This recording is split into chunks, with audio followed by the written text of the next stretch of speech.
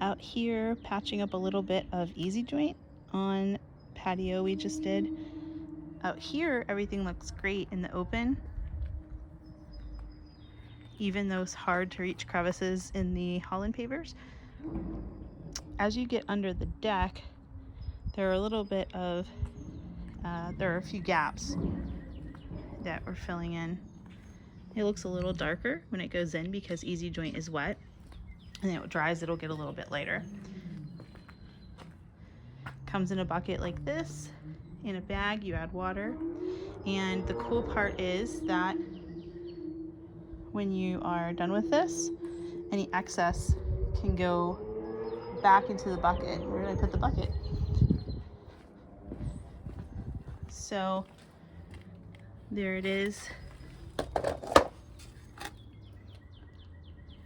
Stays wet until you apply it, and then it will dry out once it's applied. So we have some low spots, and I'm just reaching into the bucket, grabbing a little bit of it, and just trying to patch it in there. Grab the excess off of the surface.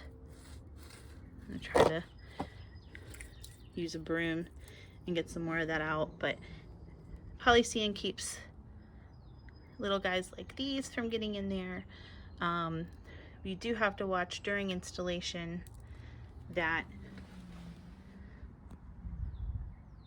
whenever the yard is restored, you're better off not using straw. The straw will stick to the sand, and so it just gets stuck in the joints. It's not a good thing to have.